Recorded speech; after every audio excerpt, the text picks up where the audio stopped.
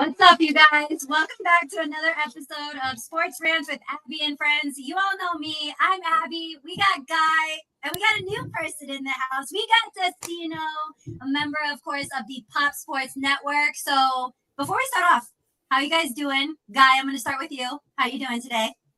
Doing great. Feels good to be back. I know. You got show the people what you're wearing. Well, I got to represent the Spurs, the NBA new year. So we're definitely going to get into some NBA talk. So Destino, introduce yourself to the people.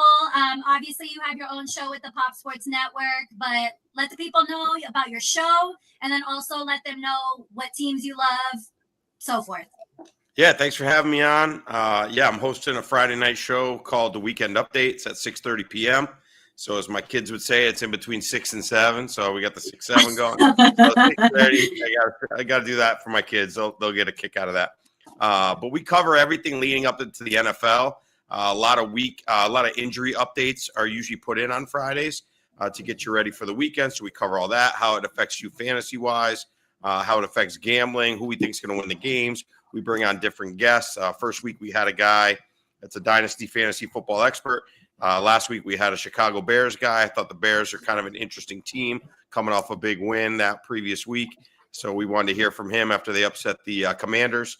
As far as me, I'm a New York Giants fan. Unfortunately, we may get to that in the sports rants later, unfortunately. But we do have hope, so I'm excited about that. As far as basketball, I'm a UConn Huskies fan.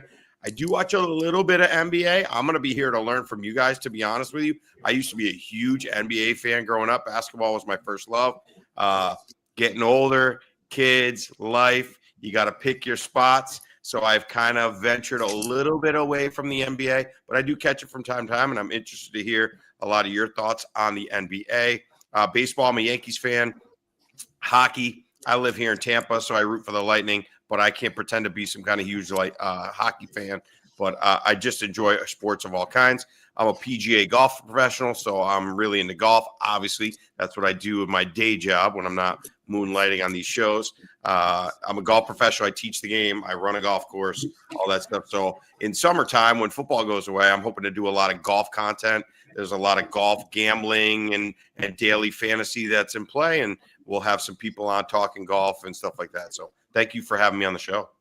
Oh, of course. We're happy to have you. Always happy to have a member of the Pop Sports family. We're all united. You know what I mean? We all share each other's content. So it's good to have you here. And obviously, you're well knowledgeable about other sports that we don't really talk about sometimes. We touched on golf a little bit, but it seems like you're really more into that. Same thing with hockey and whatnot. So you fit in perfectly. Of course, we'll talk about the Giants later, coming off of that terrible loss, another terrible loss. Well, actually, this week, all our teams lost. So my team's just worse off than both of yours. But let's go ahead and start. Who are your teams, Abby? I don't even know your teams. Oh, I am. Okay, so I'm glad you mentioned college a little bit because I'm a University of Arizona alum. So I root for the Arizona Wildcats. So football, they're up and down. They're on a bye week this week, but coming off two tough losses, one against the University of Houston and the other against BYU in double overtime. But still exciting football nonetheless. I mean, they were projected to be at the bottom of the Big 12, so still hanging around. Basketball, of course. U of A basketball, they got the toughest schedule in the country this year. I don't think it's this year that they play UConn. I think it's next year. I could be wrong. We've had some great games in the past. Yeah, literally. Yeah. So I'm super excited for that. And then I'm diehard New York Jets fan. I love otherwise I love all Arizona teams, the Arizona Diamondbacks, the Phoenix Suns, which we'll obviously talk about. Guy, you want to remind everyone your teams? Well, they already know your basketball team clearly today. Sure. Football is the Miami Dolphins, and baseball is the New York Mets. Hockey, it's the New Jersey Devils. And college football, I like the U, Miami, and anything Jersey. So Rutgers, Seton Hall, even St. John's. Tri-State. I like old school Big East basketball. Even UConn. Oh, the best. That was the best. Yeah. Big East basketball is super exciting. And I listen to Mike Francesco a lot, so he always keeps me up to date on that. He hates Arizona basketball, I might add, but he's always on. That's why I'm always like up to date with like UConn and all of those Big East teams over there that I don't care about, but because I listen to him, it is helpful in terms of betting. So I will say that much. So let's go ahead and start. Let's first start with NBA. Start of the NBA season. Going to be an exciting one to say the least. Did you guys get a chance to look at like the rings for the OKC Thunder at all? Yeah. I have what not did you seen think? them. Oh, they're awesome. Like Yeah. every little detail is absolutely awesome. They always do a good job at like designing those rings. They get better every year, I think. Literally, it's just the amount of thought and detail that go into the rings is fantastic, but absolutely beautiful. But let's kind of talk about, Guy, I'm gonna let you go ahead and start since you got all your Spurs gear today. I got an orange for the Phoenix Suns at least. So what are your hopes for the Spurs this year? Is there any other team you're looking forward to watching this year? Yeah, I mean, as far as the Spurs go, I think they have a chance to make the playoffs this year, especially with Wemby taking another step in his evolution and growth. I think he could be an MVP caliber player if he stays healthy. Last year, unfortunately, he had a blood clot, and that kind of like shut his season down. But he was well on his way to like really ascending, and I think he's already a top 10 player in this league. As long as he gets more experience, I know they got a young team, but I think they could get one of the lower seeds or maybe a play-in spot and make the playoffs and see what happens.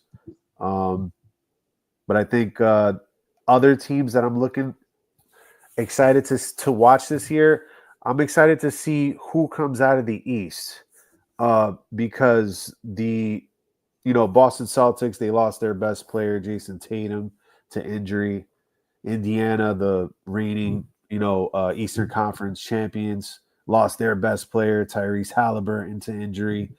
So it leaves the door wide open for a team like the New York Knicks or the Cleveland Cavaliers or the Orlando Magic, one of these upstart teams, like Orlando or maybe Detroit, could be a dark horse, and even Milwaukee that nobody's talking about. So I want to see who seizes the opportunity. And, it's very hard to win in the NBA. We had 7 different champions the last 7 years. So when there's even a sliver of an opening for the door, you got to, go right through it. So if I'm the Knicks, because they made changes to their coaching staff, and he took the fall for their shortcomings. So I want to see if that puts them over the hump and gets them into the finals. But after seeing the Thunder yesterday without Jalen Williams, they still look every bit as dangerous as they did last year. That defense is great. And I'm not saying that they're going to repeat because it's tough, but they have a chance because they're young. No, I'm glad you pointed that out too with the East and whatnot, because all those injuries, I'm really interested to see, because you're right, the gate is wide open. And it's like, which one is actually going to get over the hump? I especially want the Knicks to try and get over that hump this year, because I feel bad. A lot of Jets fans are Knicks fans, and I want them to have something to look forward to. But unfortunately, it always ends the same way every year. We got Brandon in here. Appreciate you joining us. NFL team looks like the Jets. NBA is a Warriors fan. We got WNBA Valkyries, Astros, NHL, don't have a favorite team. And then looks like we got a Kansas Jayhawks fan in here. So very well represented. Love that little group of teams there. That's all over the place. I wonder where he's from. Yeah, that's all over the place. Brandon, you're going to have to let us know where you're from. I know we had Eddie right here. Curious to see how the Pacers evolved this season. Honestly, excited to see what the Pistons can do. Younger team with a lot of energy last year. Could be a team to watch and enjoy. I'm very much there with you. Hey, Guy, I'm interested to see how the Spurs do this year, considering that top draft pick came from Arizona. Very happy to see how Carter Bryant adds to their lineup and whatnot. Honestly, I'm a Suns fan. Don't have high hopes for the Suns this year. I think the over-under was, I want to say it was 31.5 wins. And I think they'll he'd be going way over that. And if I'm correct, even the Pop Sports family said they would at least have 38 wins. Wow. So I think, you think that's high, 38? I do. In the West, yes. Okay, speaking of the Sun specifically, what are you thinking in terms? So 31 and a half, are you going over, under? I'm going to go slightly over. And that's where I'm at. I think it'll be maybe around 35 max. Could be, yeah. Mm-hmm. But obviously the Suns losing a lot of course, Kevin Durant, who we saw in action the other day. That game went into double overtime as well. Pretty exciting. Yeah. Luka went off the other day as well. Oh my, terrifying. And he's in shape now. He lost 30 pounds, and it looks like he's taking basketball serious. So that's a dark horse MVP this year too. I agree. And then Brandon, Magic and Pistons are dark horse contenders for the Eastern Conference Finals. 100%. I agree there as well. Destino, I know NBA is not your top sport, but is there a certain player you're looking forward to, a certain team at all?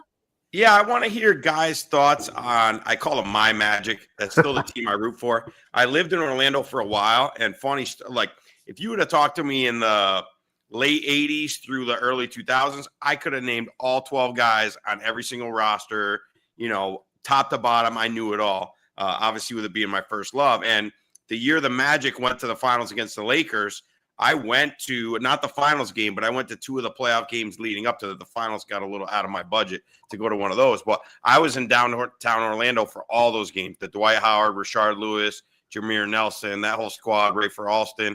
But I do keep an eye on the Magic. Like I said, I don't watch as many games as I used to, just with time being a factor. But I've watched them a little bit progress last year. Great young core. I'm interested to hear guys' thoughts on, and yours as well, Abby, what you think of these Magic that everybody are predicting. I brought up a couple of sites, preparing for tonight's show, and everybody has them as the 2, 3, or the 4 seed in the East. What are you guys thinking there? Yeah, I think that's pretty spot on. I think last year they were hit with the injury bug to their best players, so they kind of, didn't meet expectations, but 2 years ago, they were kind of breaking through, and they were seeing Banchero and Wagner really take steps forward in their, growth and development. And if they stay healthy, they have as good a chance as any team in the East to go into the finals. I actually believe in their talent that much. Banchero is a super talent. And him and Wagner together, and I know they just traded for Desmond Bane because they were lacking in three-point shooter. Yeah. So now he's get to space the floor, for all these dribble drives that they do, and they can kick it out to Bane. I'm excited to see what they could do. A healthy Magic for a year. Yeah, and I'm right there with you, Guy. That injury, that really made a difference with their whole roster essentially. And I do like some of the additions that they've made. I know Brandon in here agrees with our opinions as well. It looks like he has the Magic third behind the Cavs and the Knicks. So it seems like we're all kind of on the same page here. Magic defeat Miami 125-121. So any other players you guys are looking forward to seeing this year before we move on to, we got some World Series talk? Any specific players you're going to have your eye on this year? I'd like to see that Cooper Flag. Oh, yeah. I want to see what he does in the pro, see how his game transfers. Almost think his game may be better suited for the NBA, right? Where, college, you can zone up against somebody and really double, triple team them. Now with a good supporting cast, I think that kid's really talented. I'm excited to see how he turns that team around quickly. They could definitely turn it around quick over there. Oh yeah. Yeah, and to your point, Destino, when Kyrie gets back from injury and they're at full strength, AD, Kyrie, and Cooper is a pretty lethal big three.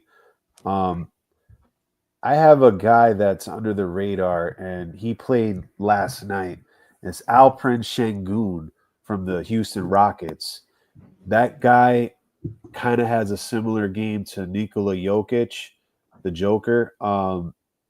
I see that he added some muscle to to his frame, so he's not, like the skinny big guy that's trying to stay in the perimeter. He's actually driving to the basket and using his size to, get easier buckets. He scored 39 points last night, albeit in double overtime, but he has been progressing every year, and he's one of those guys that could get a triple-double every night. So with the Rockets being, one of the contenders in the West, I want to see how he leads this team with Kevin Durant coming to town, and see where they take that team. They might be one of the contenders to dethrone the champs. Yeah, there's a couple names that you guys all mentioned that kind of came to mind. Obviously, Cooper Flag. I hate it because he went to Duke, and obviously Duke eliminated U of A in the March Madness this year. But I mean, we're really going to see if he's going to be just as dominant as he was in college. You know what I mean? Brandon also mentioned Harper. That was another name I had on the list. And My honestly, boy. too, I'm looking forward to seeing Kevin Durant a little. I mean, we brought him here over to Phoenix. That big three was an absolute disaster, and he got what he wanted, which was essentially out. You got traded to a team that he wanted to be traded to. And are you going to bring that team now and elevate it over the hump? And so I think that's going to be a big question mark over Kevin Durant this year. So super excited. It's going to be a long season. I mean, it feels like NFL has like drained the life out of me, and it's only been 7 weeks, but NBA is even longer. So excited for that. Before we transition to the next topic, I want to say thank you all for joining us. Please like, subscribe, and follow. We are just shy of 1,000 subscribers on YouTube. So please, we're almost there. I know, we're so close. Click the link, please. We appreciate you all joining us tonight, though. So while NBA is starting up, obviously MLB is winding down, and now we have one last series left. And of course, we'll have the Toronto Blue Jays facing the Los Angeles Dodgers in the World Series this year. So, Guy, I know you're going to have a lot to say about this. What do you think about what happened with Seattle, obviously getting eliminated? And then kind of your thoughts overall on what your expectations are from this series. Yeah, I thought we saw a very close fought, entertaining ALCS. I thought both teams came and played great. Toronto was just a little bit better, and they're advancing. I thought that specifically their lineup is more complete. They're a harder matchup for opposing pitchers. They don't strike out a lot. They make good contact, and they move runners over. Kind of like that old school approach to hitting. The Mariners, on the flip side, are more new school. They like to put launch angle and, rely heavily on home runs to score their runs. And, in the playoffs, that's not really sustainable as putting the ball in play and just making things happen. So the Blue Jays, to me, do that better than anybody else, at least in the American League. I thought in Game 7, the manager for the Seattle Mariners taking out Wu in that spot, right before Springer hits the 3-run bomb. I was like, why did you take Wu out, who, he wasn't really in that much trouble. He's an ace and an all-star. Let him pitch out of the jam. You took him out. You put in Bizardo, and 2 pitches in, Springer, being the playoff legend that he is. UConn Husky. UConn Husky, yeah. He took him, bro, and he's third all time on the home run list. I think he has insane. 23. 23 postseason home runs. That is insane. Yeah. So, and I remember the post-game interview, his manager said, that's the guy I wanted up there in that spot, because there's something to be said about doing that in the clutch and having that resume going up there. That confidence is sometimes the difference. And I thought 100%. that pitcher wasn't, that spot was too big for that pitcher at that point. And that's the little moments, the chess match that, unfortunately for the Mariners, they made the wrong move there, and the Blue Jays capitalized, because turned the momentum to the Blue Jays. Now, they took Game 7, to win that series, being down 0-2. So I'm looking to see, are they going to carry the good momentum into the next series, or is it, we expended so much energy to win, now we have to face the standard of excellence in the major leagues, the juggernaut, the Los Angeles Dodgers, who've been here and are the reigning champs. Like, these guys are built for October. And it's not just Ohtani that's striking out 10 and hitting 3 home runs in the same game. It's guys like Kike Hernandez that rise to the occasion and get a big clutch hit, or Teoscar Hernandez that's a killer. Freddie Freeman and Mookie Betts, and Snell will pitch you almost a no-hitter. And Yamamoto, like, these guys are going to be tough to beat. I think the Dodgers win the series, but I give the Blue Jays a puncher's chance, because you could get hot and beat a better team in a playoff series in baseball. Right, and that Dodgers roster is just stacked. Loaded. It is loaded. It's insane. And I hate the Dodgers. I might add, I hate pretty much all LA teams being for. I'm with you on that one. Can't stand them. Yeah, and as much as I don't want them to win, I just, at this point, I'm like, I think they just look too unstoppable not to win. So I think the Dodgers come away with the series as well. I wanted Seattle so bad, because at the same time, it was Monday Night Football.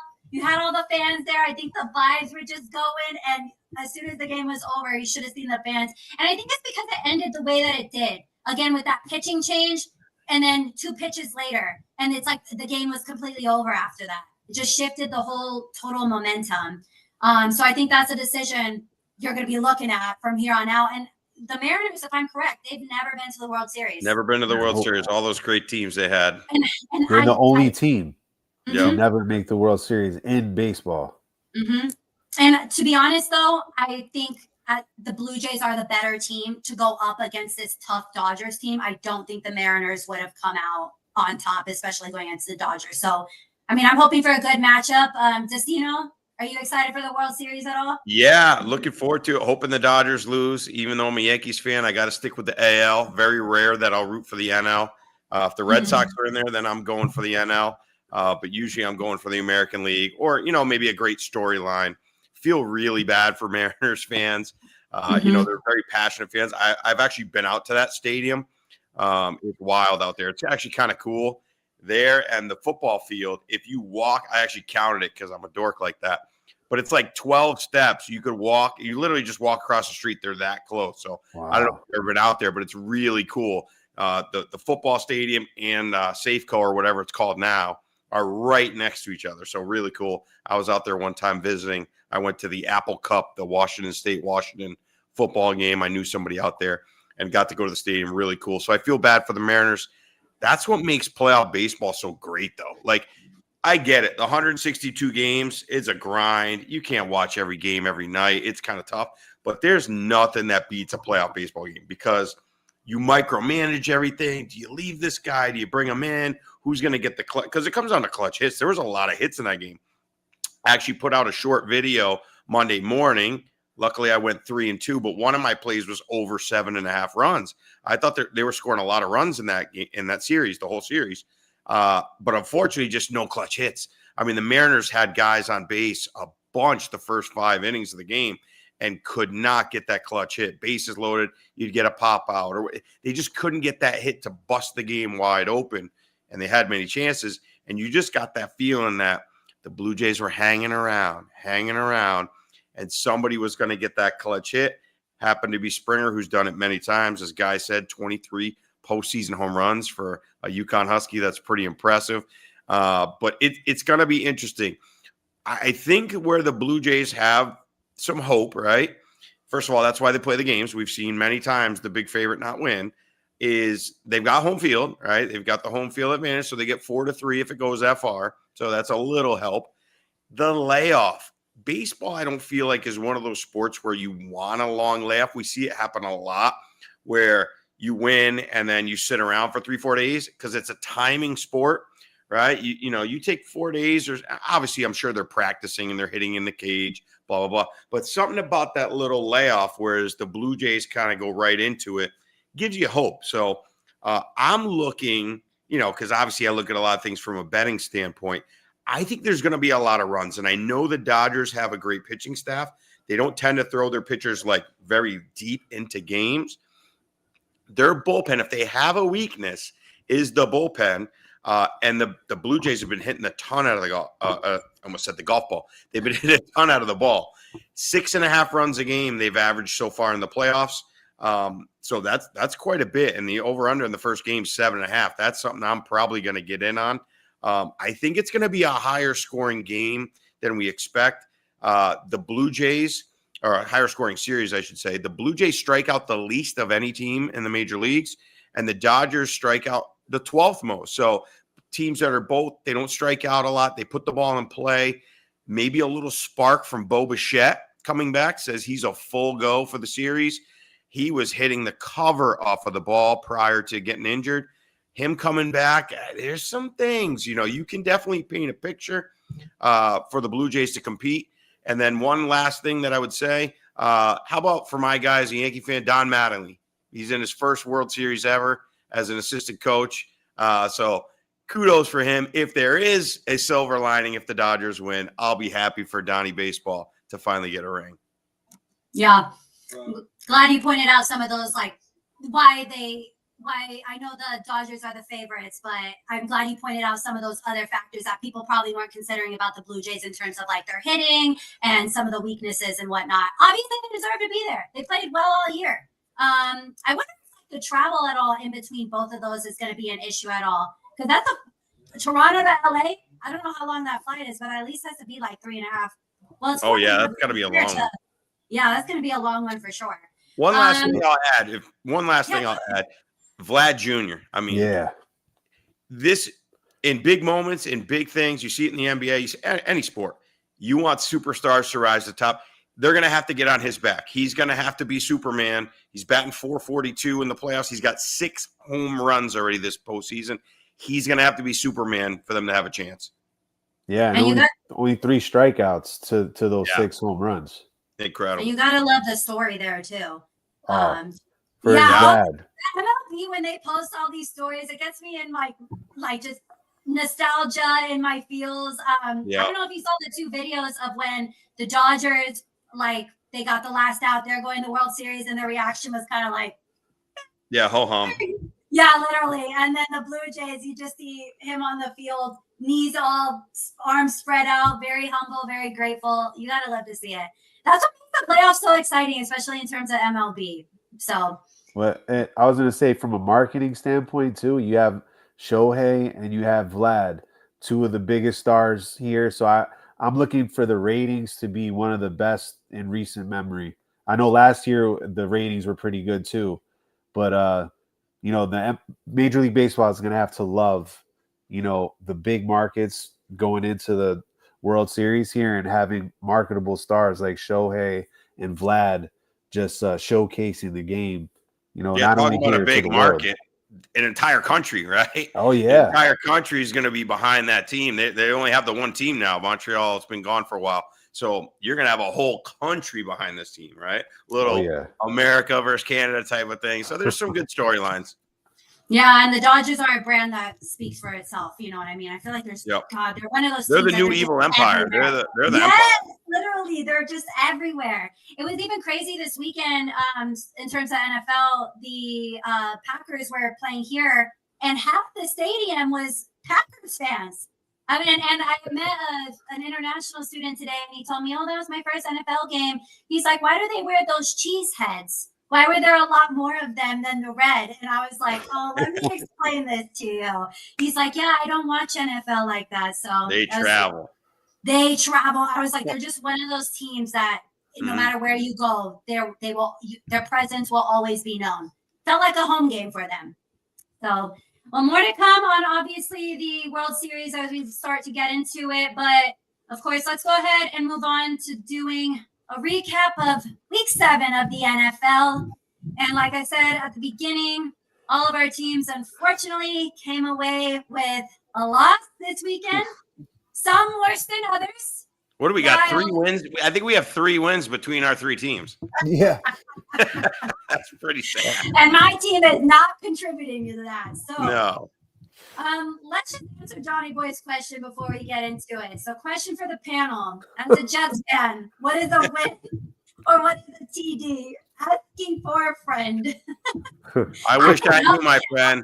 I had the Jets +1 this past weekend, and they held them to 13. You would think holding the team to 13, you got a pretty good chance to win, but not so fast, I guess, as Lee Corso would say. Yeah, that was ugly.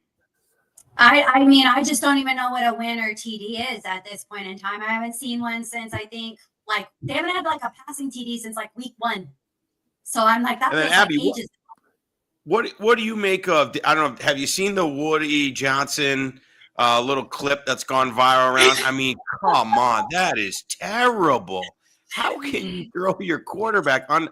I mean, if you're Justin Fields, I mean, do you fake a hamstring or just say, I don't even want to play for these? I mean, he threw him not only under the bus, he ran over him, backed up and ran over him again. That was, I mean, come on, that was terrible. And Aaron Glenn said that he might even start this week. He hasn't made a decision yet. I mean, this is nuts. I can get some of my rant out of the way because it is going to be about Woody Johnson. I already did a whole video on it, but I still have more to say. Okay.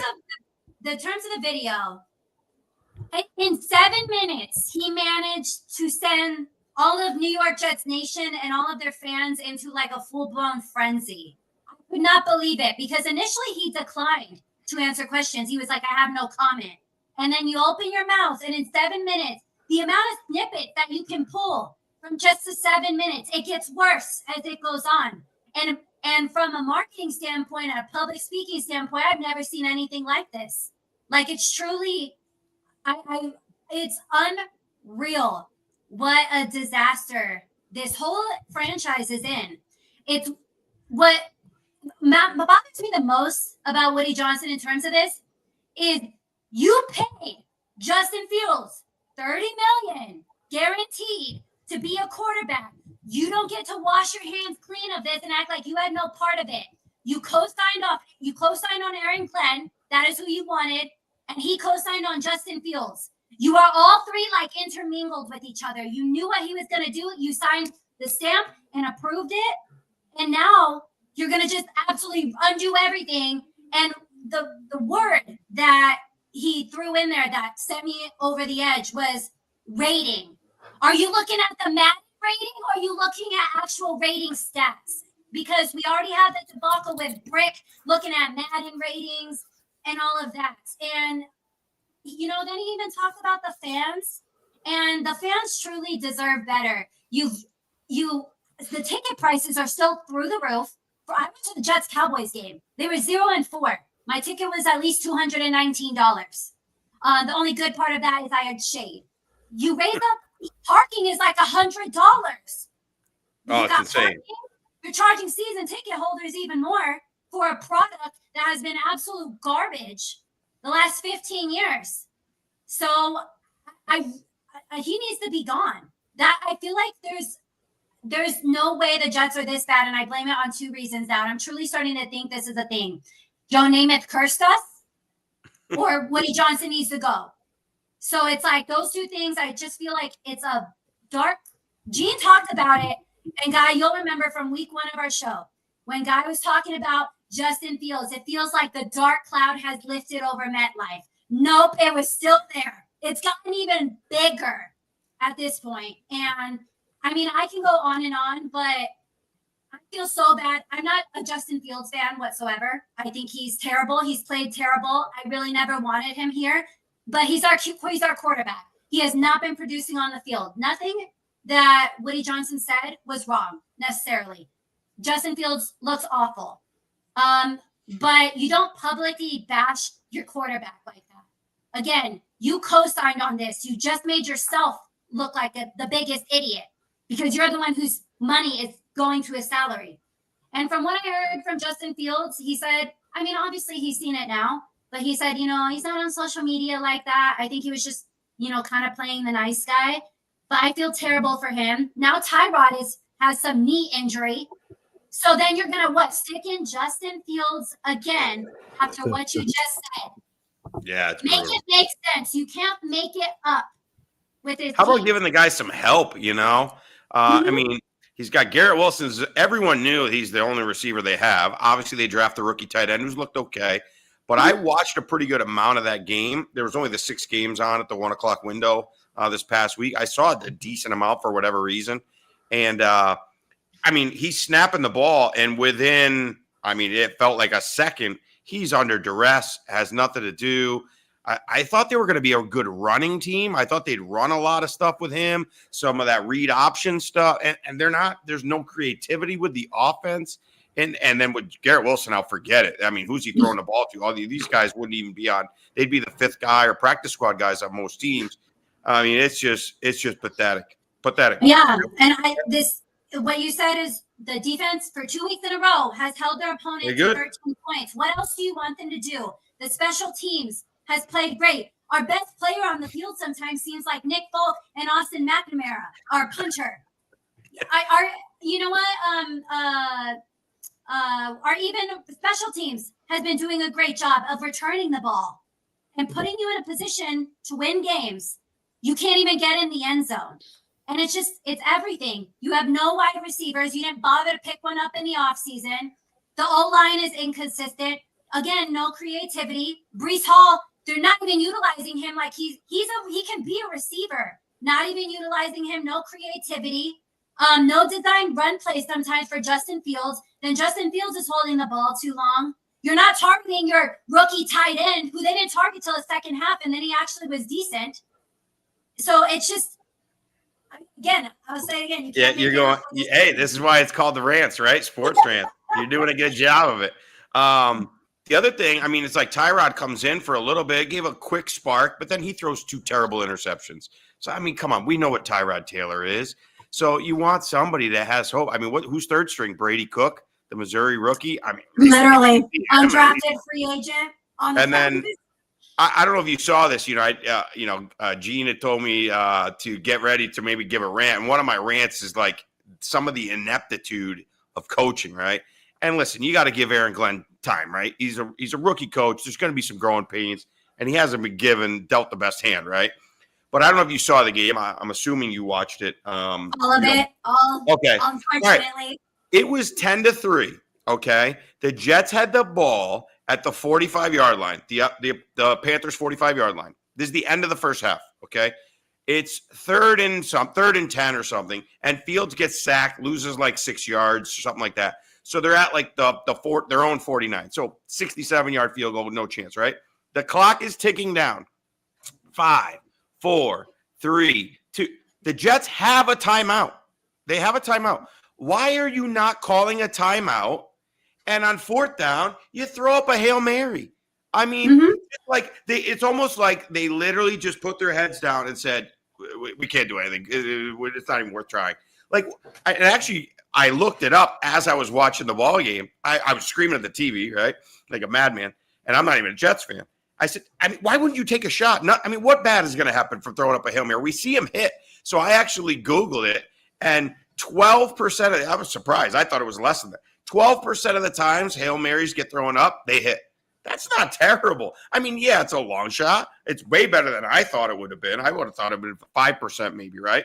So why would you, at least take a chance at the end of the half. Throw up a Hail Mary. They literally just let the clock run out. And obviously the Boo Birds came out, and it's just ugly. I think at this point, Abby, you got to be saying, you know what?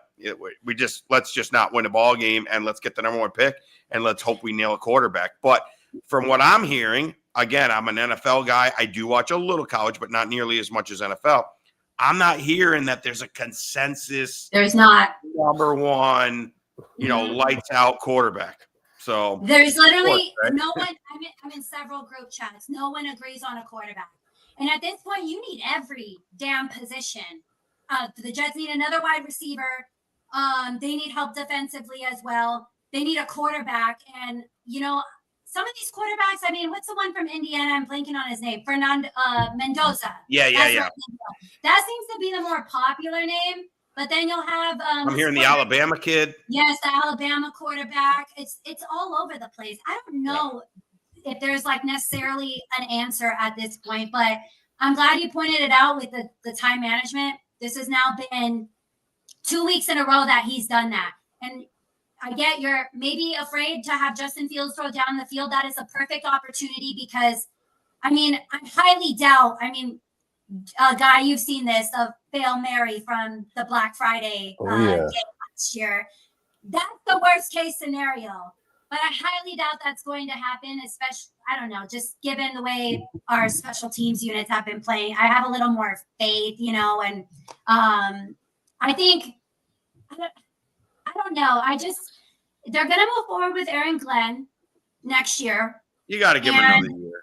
You got it. And what's detrimental is if he's not the guy, you just ruined yet another quarterback.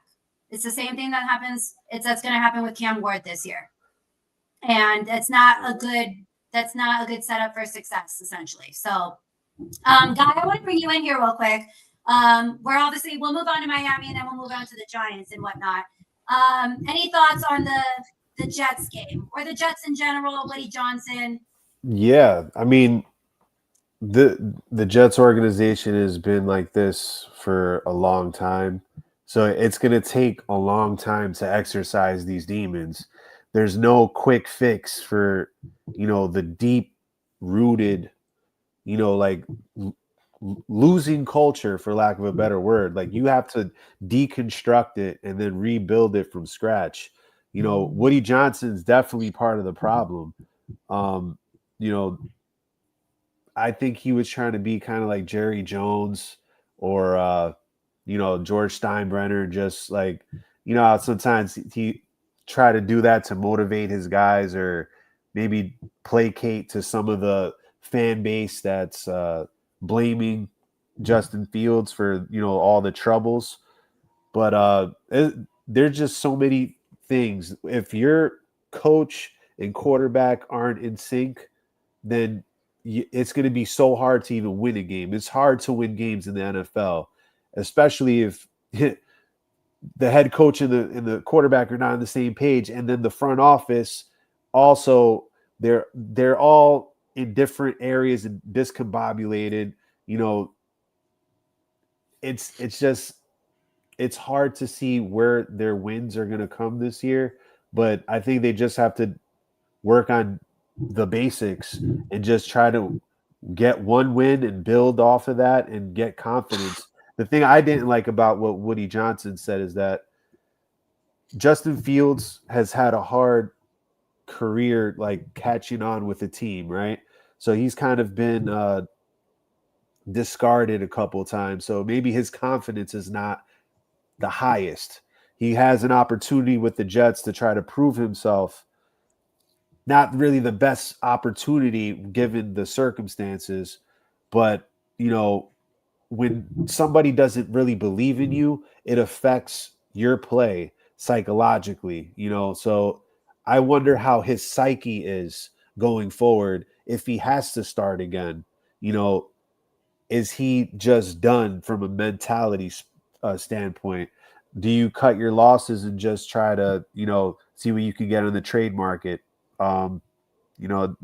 Just to benefit both sides. If it's not repairable, the relationship, I'm saying, because I don't know how he took those, like in reality, those comments. He could say that, yeah, it's whatever. I'm not on social media, but he's a human being. And sometimes we forget the human aspect of sports. Like sometimes guys like that, it affects how they play. And this guy's leading your team. The quarterback's the leader out there. So one thing I don't want to do is mess with my quarterback's confidence or, just psychologically damage him. We want to get wins and see progress, right? And then Alan Glenn gets the collateral damage from all that and has to try to make it work with whoever's out there. That's a very tough spot to be in.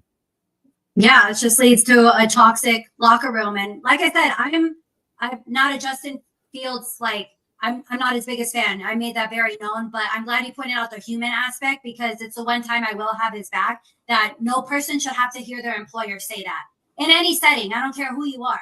You know what I mean? That's a conversation I feel like you have in private. If it's your CEO, that goes down to your boss, which is the head coach, and then the head coach goes ahead and has a conversation. That's how you handle business type of things like that. That's why there are steps like that and processes like that. And yeah, you shot his confidence now to absolute shit.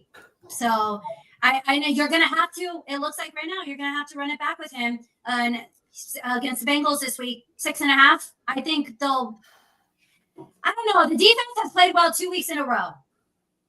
So in my head, I'm like, I think they'll still keep us around. But the problem is, this offense can't produce anything. So I would probably take the Bengals spread this week. And thank God, because we need to get this week done. Then we have a bye week, and then I can finally have a break. You can't lose in a bye week, so. The Jets will manage to watch. They better be taking some phone calls. And you know what? Someone, I play fantasy, and someone offered me a trade today, and they were somewhat willing to take Breece Hall. And I'm like, I'm gonna wait to see what happens, because there are other teams. I think he's on the move. I'm like, please get out of here. Go. I love seeing former New York Jets players thrive with other teams. Literally thrive. They do better everywhere else. So I'm waiting to see what happens and how that shakes out. All right, moving on to another AFC East team. Let's talk about the Miami Dolphins, guy, because I have no idea what happened with that disaster on Sunday either. I could not believe it. Believe it. Yeah, What's the biggest takeaway? Biggest takeaway is that there needs to be changes sooner than later. The quarterback is not it. The coach is not it. And we're in a similar situation where it's very disconnected. Quarterback, coach, front office.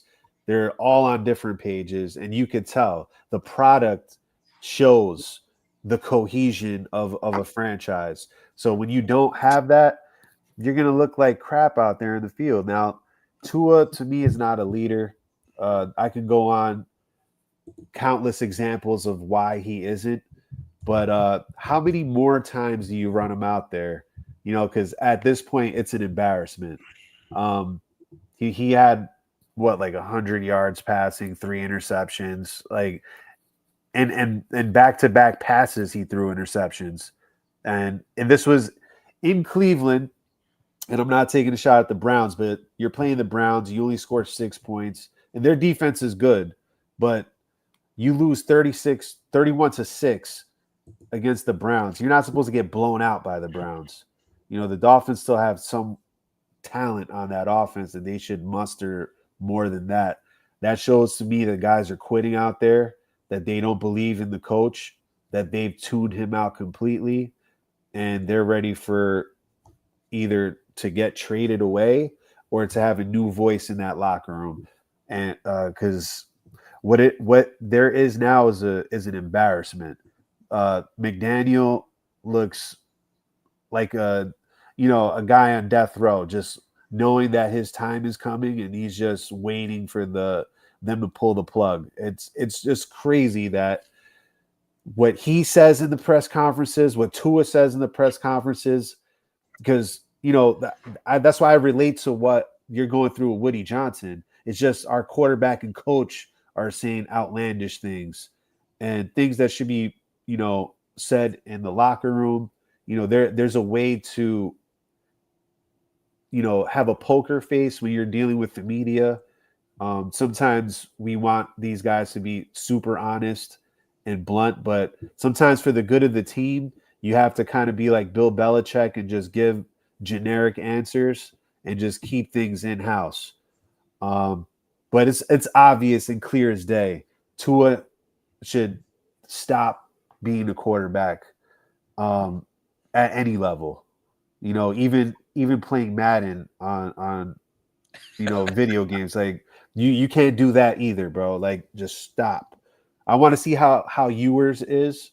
Just see what you got. What do you got to lose?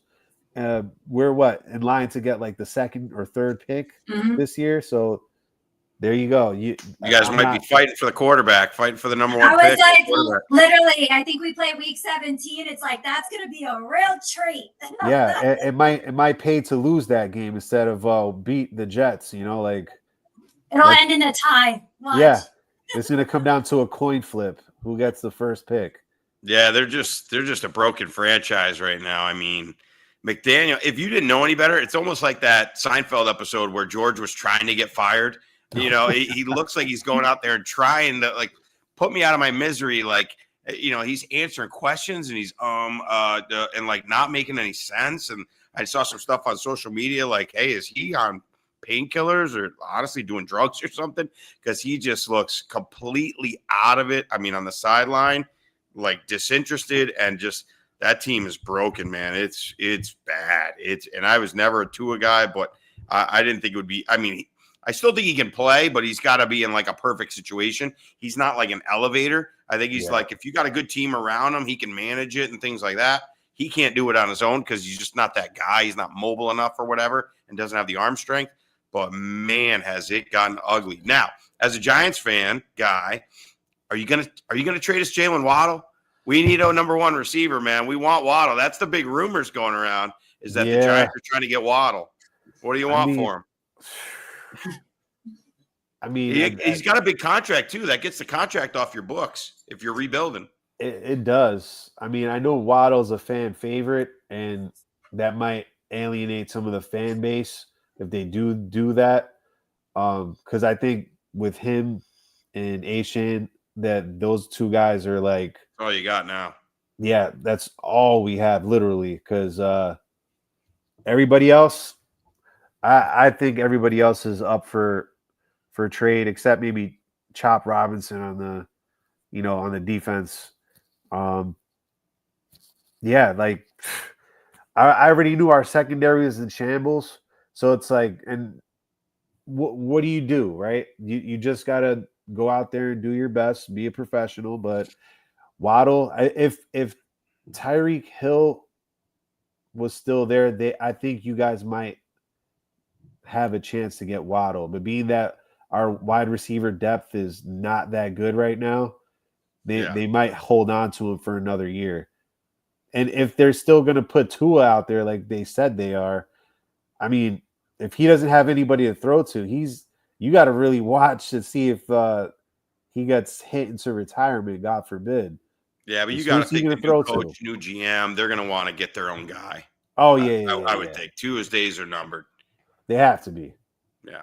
And if he finds a good situation somewhere else, so be it. Flourish. But it's not working in South Florida. And you have this is like his 5th season? Yep. At what point do we say that this is who he is? There's nothing more to really see here. Well, and it's crazy because I thought a lot of the issues with Tua were mainly because injuries and whatnot. And so I was actually kind of excited to see how he would do this year. And it's just been the complete and utter opposite. I saw Miami season kind of going bad, but not this bad. Same thing with the Jets, though. I didn't see them being 0-7 at this point in time. But yeah, I mean, the AFC East is crazy right now with the Patriots. It's basically Patriots and Bills at this point. And the Jets haven't even played the Patriots at all. And we're definitely, I feel like at this point, we're going to get swept. And it'll be a Thursday night. One of them's primetime Thursday night football. Oh, my God. At least you get it out of the way early. Literally. I want to get some of the comments here. Brandon said 2027 is a year for the QB class. He doesn't really like the ones coming out this year. Jets and Dolphins need new owners. Agree. We got Shaq. Hello, Shaq. You're always here.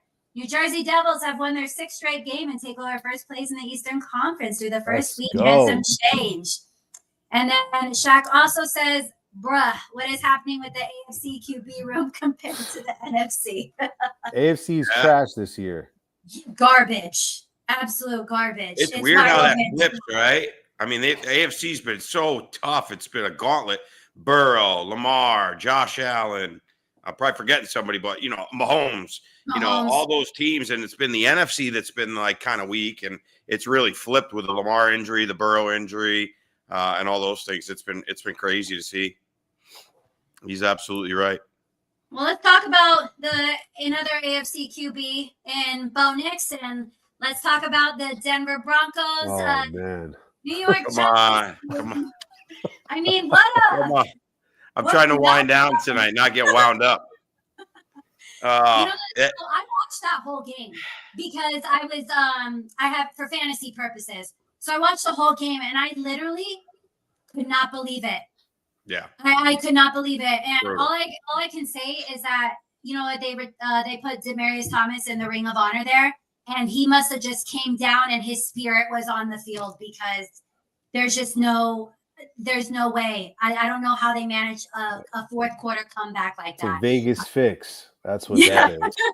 yeah, that was like the Mile High Miracle when Tebow threw him that slant against the Steelers and he took it all the way in when they had no business winning that game. They had some magic in that stadium. Oh, that was a frustrating one. When that game finished, I literally sat on the couch and I didn't say a word. I didn't move a muscle for about an hour. My wife came down and said, "Are you okay?" Well, she saw it, and of course, oh my God. I gotta shout my wife out, right? I'm watching the game. She's barely watching it. She pops in every so often.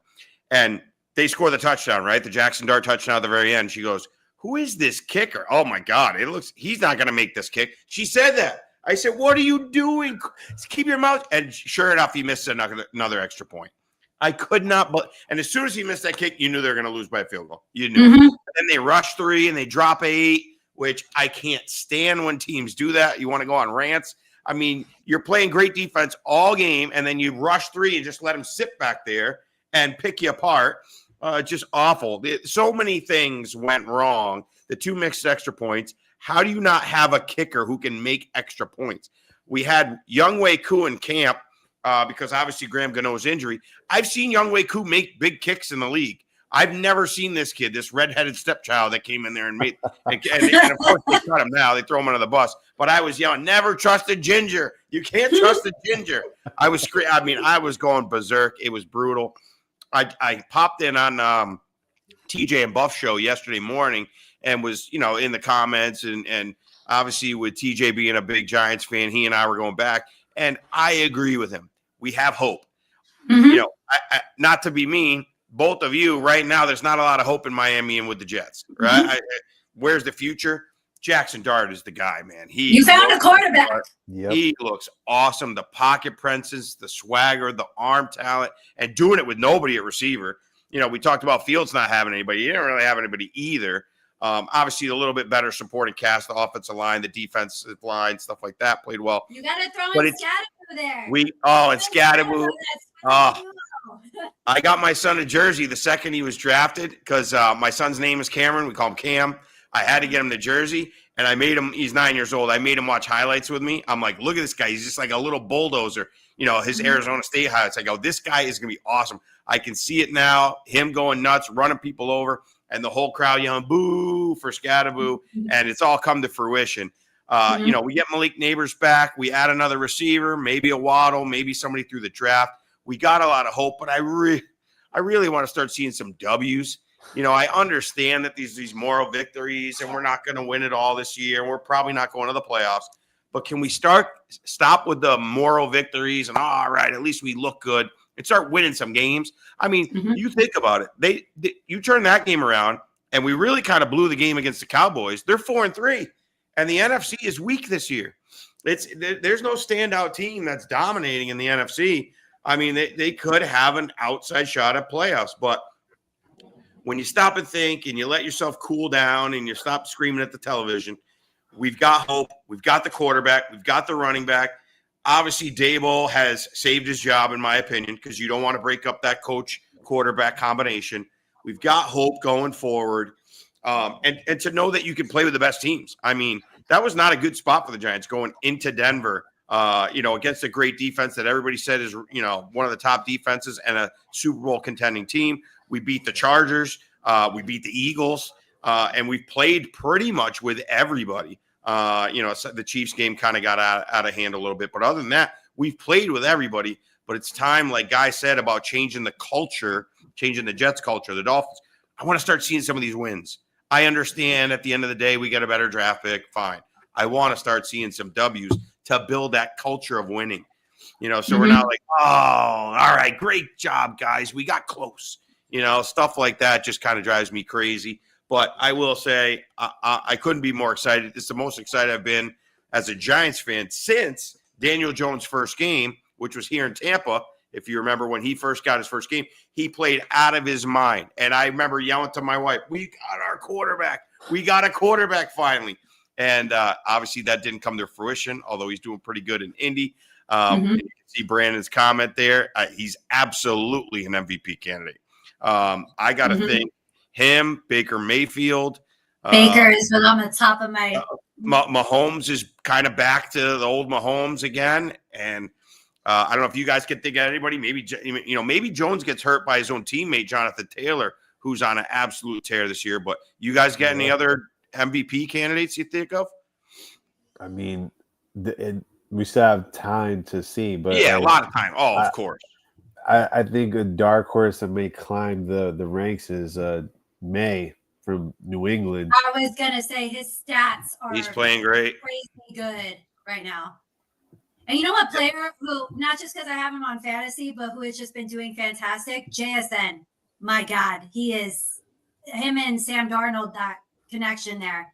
Love to see it. Bruh, New York sports is down bad when the most recent champions came from women's sports. Yeah, it's been a while. I thought, I think it was like a meme or something that the Knicks are about to have a win before the Jets. They are. They did. They won today. Yeah, they won today. Yeah. See, and I'm paying attention to. I got the Suns game on in the background, so clearly I pay attention to my team, which are some of the later games. So, Josh Allen stays struggling with the Patriots and definitely paved the way for the Chiefs to get the #1 seed. I'm glad I got Scatterville. Yeah. All right. Scatterville's been great. Yeah, I'm interested in the Giants Eagles matchup this weekend too. That should be another good one. They got the Eagles by 7.5 last time I looked, though. Yeah, that's a tough spot for the Giants because you're not sneaking up on the Eagles. They might have caught them off guard a little bit with Dart at quarterback the first game on Thursday night.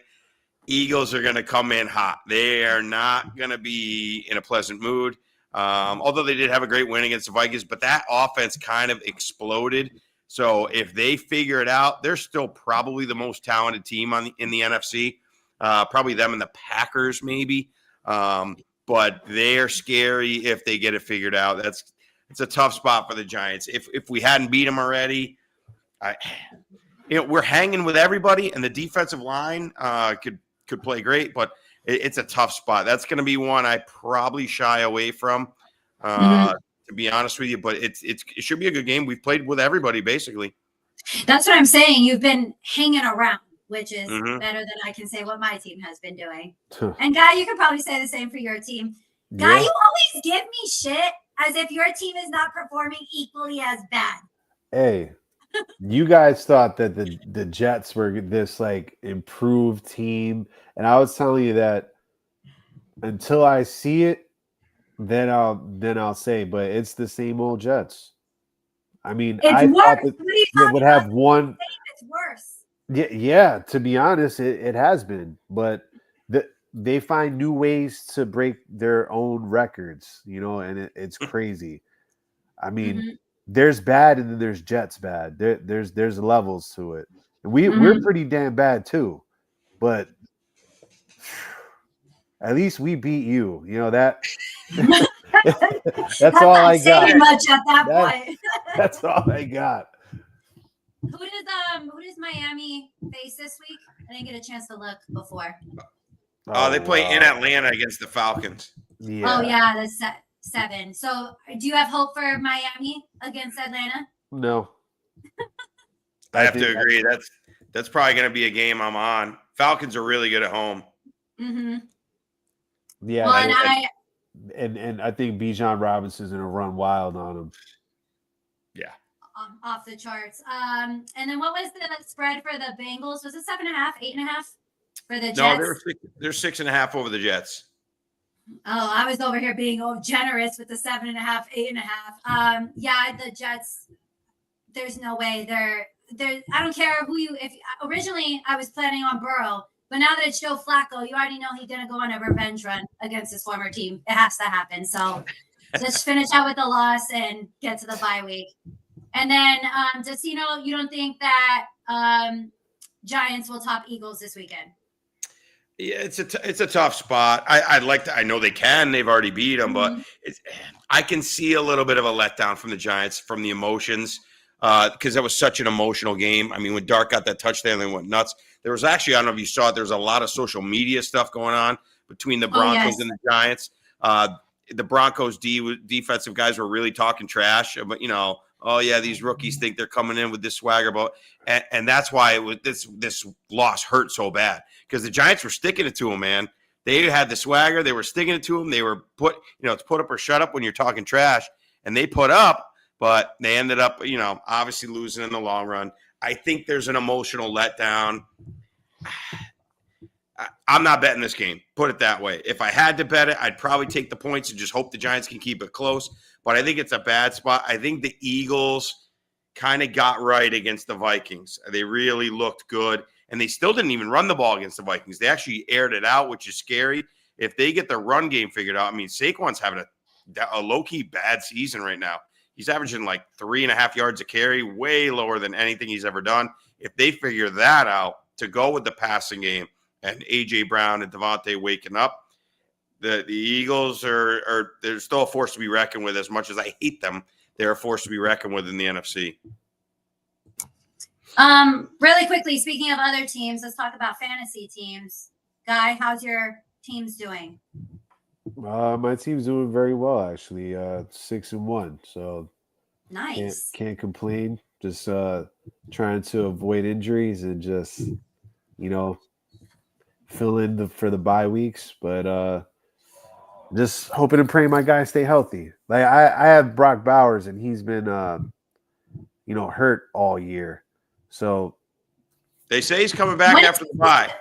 Yeah, that's what I thought I read this past week. So good signs. Well, then you wonder, with that offense, is he gonna get, is Geno Smith? It's kind of like tail spinning because he leads the league in interceptions, I think, or maybe Tua does now. I don't even know at this point. Those two guys have been throwing interceptions like crazy. Because the Raiders are another team that they have some great pieces, but Geno Smith ain't that guy. He looks terrible. Oh, my God, terrible. And I feel, that whole line is atrocious as well. I feel so bad for Jaunty. How does he get 7 touches? 7 touches from the 6th pick in the draft. That's criminal. Mm-hmm. Yeah. Do you play fantasy? Oh God, you don't want to know. Yes, I play fantasy. How many leagues are you in? Or it's bad. Now, I don't know if you guys are familiar with dynasty leagues, dynasty fantasy football. A friend of mine got me. I've always had like 3 home leagues, kind of. I've got one with all my buddies from Connecticut that I grew up with. I've got another one with my buddies that I made in Orlando because I lived in Orlando for a long time. And then I've got one other league that a good friend of mine got me in with some guys from work from a while ago. Those were my 3 leagues. And then a friend invited me to Dynasty, and it is so addictive. Now, I will say some of these leagues are not huge buy-ins. There's some $50 leagues in there, but I'm in 3 redraft leagues, right? The season-long leagues. I'm in 14 dynasty leagues. So, oh my God! Edit this part out. I'll make sure my wife doesn't watch tonight. But it's bad. It's really bad. It's kind of a sickness. I apologize. It could be worse. I could be addicted to worse things. But it is. I've gotten real deep into it. It's so addictive. It's so much fun. There is like so much more trading and stuff that goes on and involved than in regular leagues. Yeah, there's some trades in some of my redraft leagues, but the dynasty, it's nuts because what you have is when a team's, if you get in a redraft league and there's a team 1-6, they're kind of like packing it in. Yeah, but there's no incentive to go get like trade your players for like, let's say you only have 2 good players on a 1-6 team. What's the point in trading them? Because you're not next year. It's all start in dynasty. If you're 1-6, you trade some of your older guys for young guys. and you trade for draft picks for the next year's draft. And so what happens is you draft the rookies that come into the league the next year. So like, let's say you finish in last place, you get the number 1 pick of the rookie draft. So in this past one, most of people took Genty or Tet McMillan or Cam Ward, things of that nature. So it's really interesting. There's so much more action because those bad teams want to unload.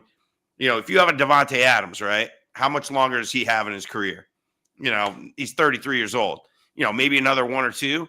You're trading those guys to contenders, and you're taking a shot on a Travion Henderson. You're taking a shot on Xavier Worth, young guys or draft picks. So it's kind of wild. It is a lot. I have put a cap. I'm not joining anymore. I'm done. I will say I'm doing very well in my 3 redraft leagues, and in my 14 dynasty leagues, I got 2 teams that are kind of lousy that are rebuilding, and the other ones are all kind of in line to make the playoffs. So I'm having a good season.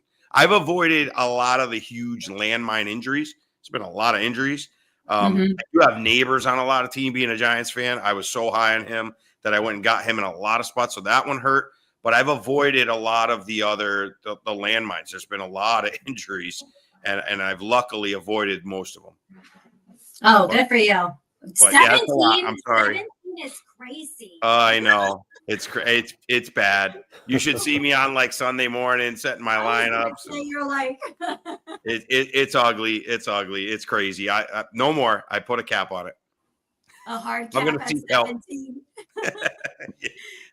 It's funny because this is my first year playing fantasy, so I'm only in 1 league, and it's not doing well. Oh no.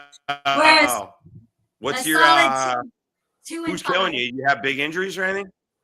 No, I need to make a big trade for a running back. I have no true RB1. Breece Hall is trash. Hubbard, now with what's going on with Dowdle, who knows how that's going to be. I had Trey Benson, but he's on IR with the Cardinals. And then I got, I think, Tony Pollard. And now they're running it with their other running back, too. So it's like 50-50. And speaking of Travion Henderson, that is the worst draft pick I've ever picked. Because I'm gonna drop him, but worst draft pick I've ever picked. I literally can't believe how bad he is. Yeah, so, they don't even use him. We don't even know if he's bad. They don't use him. Yeah, right. That one's killing me. In Dynasty, I have a lot of him. I was very high on him. I thought he was going to catch a lot of passes. Like, I didn't expect him to get 20 carries. I thought he'd be a 5-10 carries and 5-10 catches. He's just not even seeing the field. It's crazy. I know. So I had two trades. I declined them both because the same guy, he sent me twice. He wants JSN, okay? So he tries to send me like AJ Brown and Cooper Kupp. Wide receiver's not my problem. So I was like, is this for real? Like, I'm being sarcastic, obviously. And JSN's killing it. Yeah. And then he sends me, and then he's like, oh, you can take Jaden Daniels and AJ Brown. And I'm like, I don't need a quarterback. And now Jaden Daniels is hurt. So I'm like, no. Hello, McFly. I need a running back. And then I get another one today. It's just like trash for more trash. So they would get Breece Hall and Rashee Rice, who I had on the bench this week, like an idiot. Oh. And then he's like, oh, you can have Justin Jefferson and Ramondre Stevenson, though. And I'm like, dude. Nah. That doesn't do me anything. I need a running back. So I'm trying to trade this girl again. First, I don't think she's looking at it. That's what I think the problem is. I'm like, girl, give me Scattaboo. Like, that's all I want right now. And I was even willing to trade her. I know McBride popped off last week, but I was like, oh, I have Tyler Warren. So McBride can go. That's not a big drop off. That's what I'm saying. So I was like, oh, I'm willing to take that. But she left it like just sitting there. So I don't know if she didn't see it or whatever, but I'm going to keep on doing it because I need to start making some moves. You know what? You talk about like going on these rants, right? That's the name of the show. But like when you're in a fantasy league, please, for the love of God, look at what the other team needs. To your point, it's unbelievable some of these garbage offers that come in. And you're like, dude, why would I ever do like I don't need that. Like to your point, you need a running back.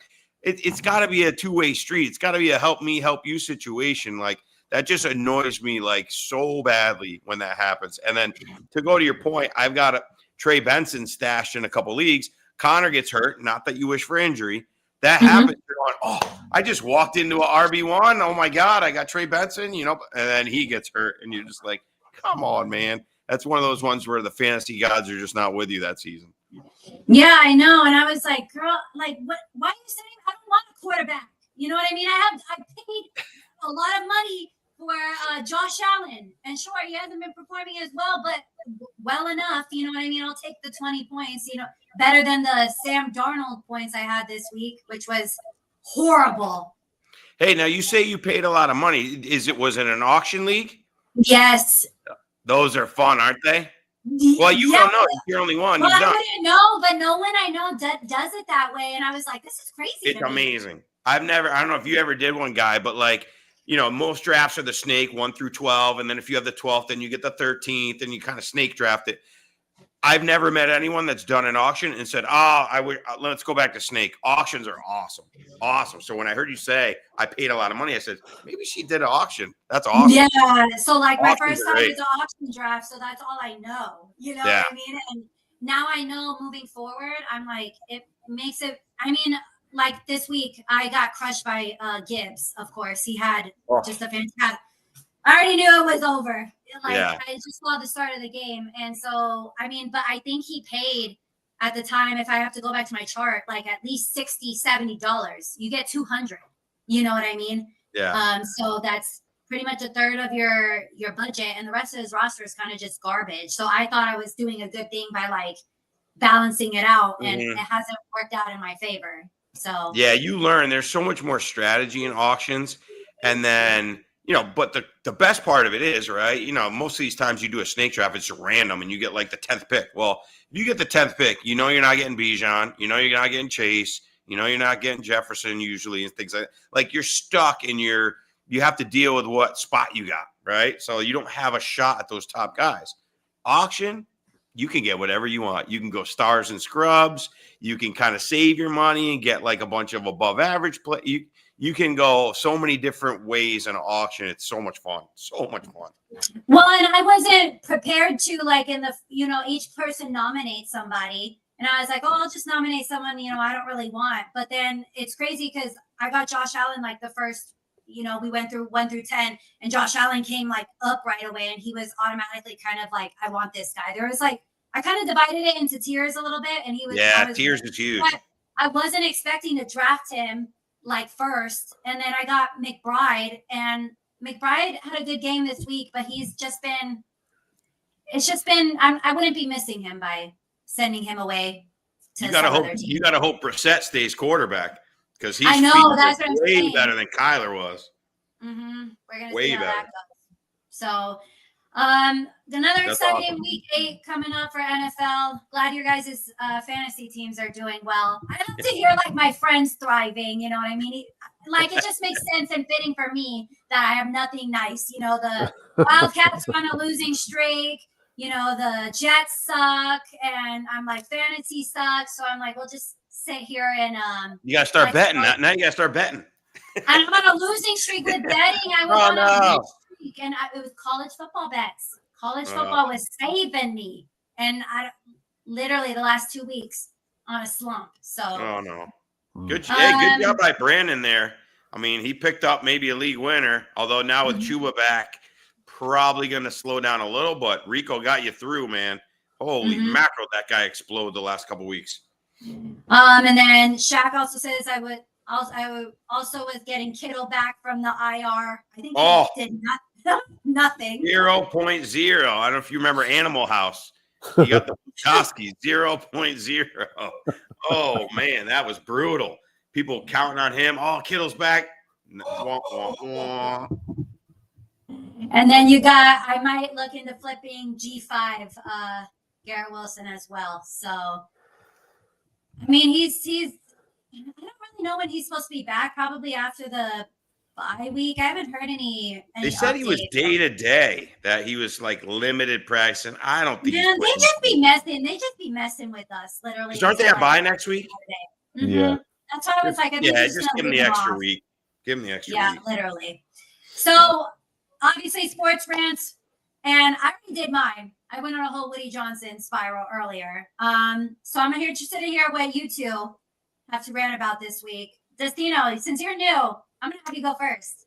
Well, I kind of did a little bit of it on the Giants, but it's more so like I talked about earlier, the ineptitude of the coaching. And it's just, I've been saying this for years to my friends, and who knows where you go with this, right? When you come up with cool ideas. I remember when I lived in Orlando, I said, what would do really well in this town? If they brought an MLS team here. And sure enough, Orlando City has thrived like 3 years after that. But it's like, where do you go with that information? Every NFL team should have a guy on the sideline. It's called a time management coach. And that guy should literally just be there. He's got all the analytics, blah, blah, blah, nerdy guy. I don't care what he looks like. And just with the coach. The head coaches have so much going on, right? They're trying to manage a million things, and it's all happening fast. The decisions that get made with the clock, talking about the Justin Fields, not at least attempting a Hail Mary. Why wouldn't you at least attempt it? It's a 12% chance, right? Second halves, this drives me absolutely insane, okay? And I've seen a couple teams do it, the smart teams, Andy Reid, some of the other ones. If you're in the second half, how, especially close game, obviously, how important timeouts are. Timeouts are gold in the second half. And I have seen teams, and the Giants did it, in the third quarter, didn't cost them because they didn't really need the time, but it was close because that was obviously a crazy game. Third quarter, 2nd down and 8, okay? The time clock's running out. Just let it run out. Take the 5-yard penalty. The 35 seconds and that timeout is more important to save and keep in your back pocket than losing the 5 yards on 2nd and 8. Go to 2nd and 13. Those timeouts are so critical, and you see so many games, because I watch a lot of games, that it comes down to the end, and you're like, oh, and they only have one timeout left. And you look back, and you're like, well, they blew it on some meaningless play early in the third quarter. And it just drives me absolutely insane how these coaches and these organizations, they have analytics for everything. There should be a guy that's just very calm, and he's down there. And he's just telling the coach what to do. Hey, no, don't spike the ball, run a play, or do this, do that. It just baffles me that after all these years and all this different stuff that's out there, we don't have guys making the right decisions. So many times, the wrong decisions late in the game. So many quarterbacks that are unprepared and just, taking up time. The Giants game, here's another example. The Giants, you're up, whatever it is, 18-0, 19-0, whatever the score was, right? Even though that was still in the third quarter. Every time you snap the ball, there should be 1 or 2 seconds on the clock. Like, every second matters. They're snapping the ball. I'm yelling at the TV. I'm all by myself. They're snapping the ball with 8 seconds to go in the play clock, and the clock's running. Use every second, man. I see guys, I don't play these video games anymore, but when I used to play Madden and things of that nature, I see guys manage the clock better playing video games than these coaches that are getting paid millions. Like, the time is a factor. Get that game shortened. It just drives me insane, some of the decisions, and then some of the not going for it on fourth and blah, blah, blah. That's why I love Dan Campbell. It's not my team, but, just the go for it mentality. It just drives me insane. I know it's not an insane rant. I was going to go nuts about the Giants, but I try to keep it calm. But that's my thing, just some of the ineptitude of the coaching. The little things make such a difference. And that's what the Giants aren't doing, and that's why we've lost both our super close games. We could be 4-3. Instead, we're 2-5, and we're looking for another draft pick. Well, and I was thinking, too, like Aaron Glenn, I'm surprised he's not more like having that Dan Campbell type of mentality, considering that's where you just came from. Yeah. And you're aggressive at the wrong times. And this is what happened with the Broncos game. They did a fake punt with Breece Hall. You get the first down to let the clock wind out and do nothing. Not even attempted at the end zone. And I hate that stat with Justin Fields. He hasn't thrown an interception because he doesn't throw the ball down the field. It's a perfect time for you to do it right at that moment. And again, I'm right there with you with the time management. You hear it just even when on the commentators, analytics say 30% you go for it or whatever. So it makes sense to have someone on the sideline with the same thing, like controlling that aspect of it. I don't think. Yeah, and they're just nice and calm, and they're not involved in the game. You know, they're not. You know, with their little pad on the bench. Yeah, a little iPad. Hey, you should go for it. Hey, don't call timeout now. Don't call timeout. Things of that nature. Yeah, absolutely. Why wouldn't you? You know, the $1 billion organization. Time management coach. To your point, Destino, I thought also late in the Giants game, if I was a Giants fan, because I was watching the game, I was like, maybe that final touchdown, you want to milk the clock a little more. Like, in hindsight, I wish they ruled them down. Yeah, I was like, you want to be ruled down, you know, like getting that. I know you get excited, you score a touchdown, but it's like the more savvy, and he'll learn this because he's still, you know, very young and, you know, earning his stripes in the league. But man, you know, getting down at the 1, you still have all this time. Don't give him so much time. You know, that's the other side of time management. Like, learn to extend your drive where, you know, field position now, when you kick off, you know, the average starting point for offenses is the furthest up it's ever been. Like, the field position is no longer a thing. Like, it's so easy to go down and get a field goal. Yeah, so easy to get it. I feel like when a team needs a field goal late, I mean, I'd have to look it up. It feels like it's like 90%. Oh yeah. To just, hey, we need a field goal to win or whatever. It feels like it's almost automatic. And it looks like when the quarterback that's trying to come back will just take a shot, get a PI, and then it's just like, well, they got their yards. There it is. It's just so easy now. Like, I get it. You know, they're trying to make the game very offensive and entertaining, but there's certain, it's never been easier to be a quarterback though, to get yards, you know, to get stats, you know, with defenses not able to, you know, really play defense. Like you mentioned it too, Giants win in a prevent defense. And you know that I actually really like their pass rush. You got to stick to your strengths. Why change what was working? Yeah, I almost think it should be the opposite late in the game. You should blitz some more guys, right? Because you don't want to give the receivers time to get downfield for a 30-yard reception, right? You rush 3, they're not getting past those 5 or 6 blockers, and then all the time in the world, and it backfires all the time. What do they say about the prevent defense? It prevents you from winning, right? I mean, it's just you could see it. And my wife knows sports a little, but she doesn't know it to the extent I do. And I'm screaming, and what? I said, they only rushing 3 guys. They're just letting them sit back there and pick us apart. It's just brutal. And if you look at the little things, right? What did Brady and Belichick do better than anybody? They managed all those little situations, time, letting people score if they had to, whatever. They were better than anybody at that. And it's just amazing that we don't have people that are better at that. The amount of times I'd be yelling, bring the house. Yeah. Everyone swarm. Absolutely. Absolutely. Especially when it was working all game. Mm-hmm. And then, too, the amount of time, how many seconds was left in that Giants game? Was it like 30 seconds? Yeah. They had to, I was just like. Too much time. And Denver was out of timeout. That was it. That's right when that's the first thing I said. Too much time. I already know. Especially with how this offense moves and Bo Nix, I was like, easy. And again, one drive or one play. The big thing was no timeout, so I still had some hope we could stop them. You know, if you got 30 seconds or 35 seconds and you got 2-3 timeouts, forget it. That's like an eternity. But there was no timeouts. But of course, they hit the pass. Then, I mean, good coaching, Sean Payton. They hustled up to the line, and we got a 5-yard offside penalty because we couldn't make it back in time. So they hiked the ball. One of our defensive guys didn't make it back across the line, so another 5 yards, and then they hit another one out of bounds, and there you go. The rest is history.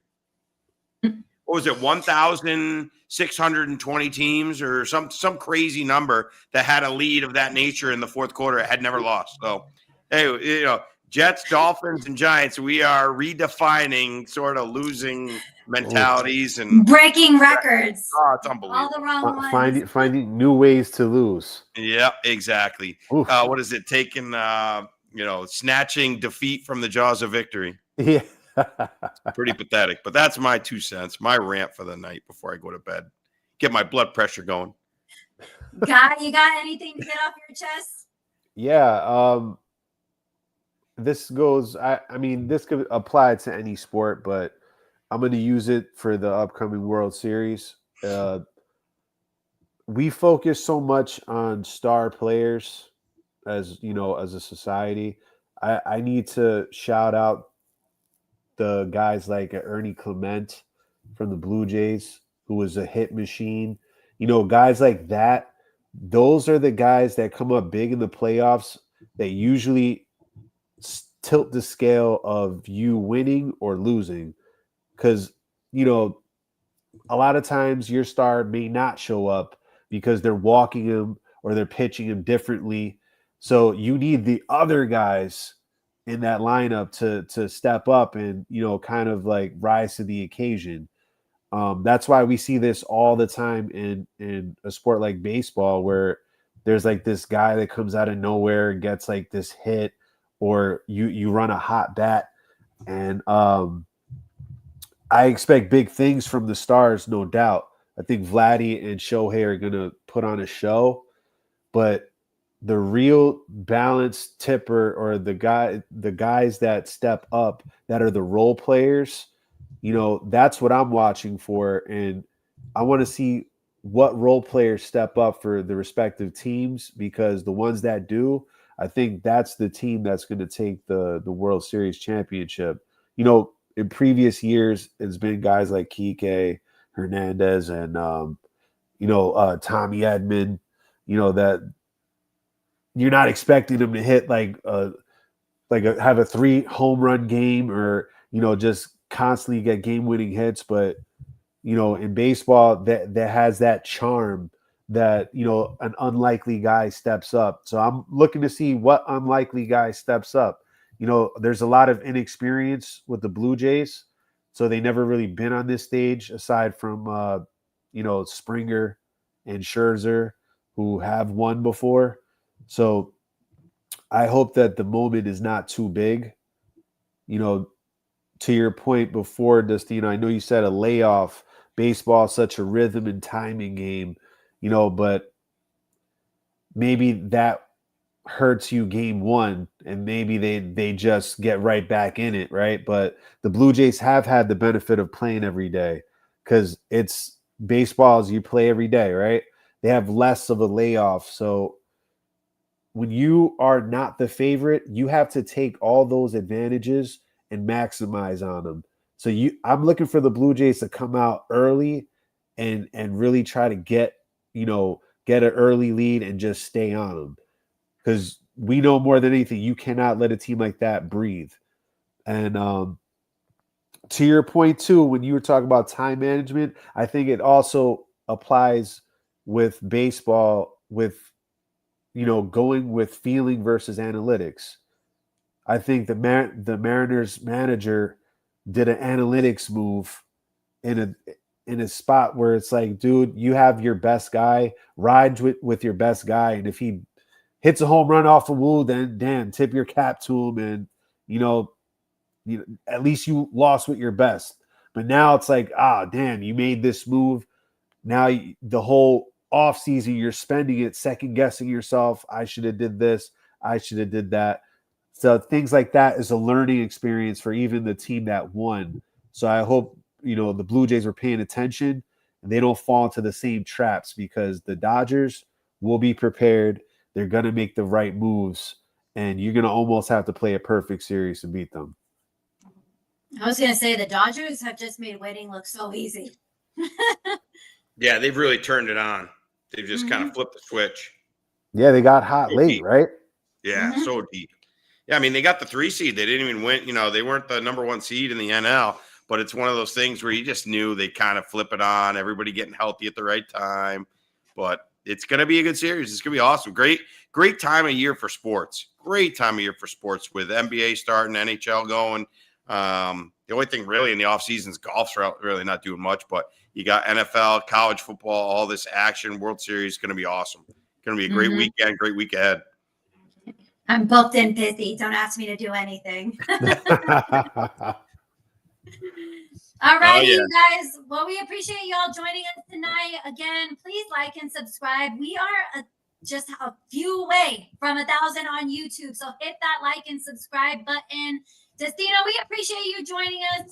Obviously, follow Destino with Weekend Update Sports with Destino on Instagram. I always watch your short videos with your, just like your, in terms of like the spread and all the betting. Thank you. Yeah, you did. When Gene told us a few weeks ago, I think you did have a winning record. I don't know if it's been updated. No, I'm doing, knock on wood. I won't knock because it'll make the sound go weird. I'm doing real well. I'm 23-14 right now, which is I'm pretty proud of. That's pretty good. Yeah, and we had another 3-2 on Monday. We hit both. I'm actually 4-0 my last 4 Monday picks, NFL spreads, and then we hit a nice player prop. We lost the over on the Mariners Blue Jays game. It was 7.5. We took the over and it finished at 7. But there was a lot of hits. We should have won that one. So I'm pretty pumped up. Look for a short video thank you for having me. Look for a short video for me tomorrow for the Thursday night game. I got a couple of plays up my sleeve that I think are live, and they're both plus money. So let's continue to have some fun with it. And thank you guys so much for having me on. No, of course. We're always happy to have you on. People, win you some money. Follow Weekend Update Sports with Destino. Obviously, also follow Sports Rants with Abby and Friends. That's where you can find me and Guy. Appreciate y'all joining us. Again, like, subscribe, and we'll see you next week, Wednesday, 9:30 Eastern. Bye, Thanks, guys. everybody. Appreciate it, Guy. Appreciate it, Abby. Thank you. Peace.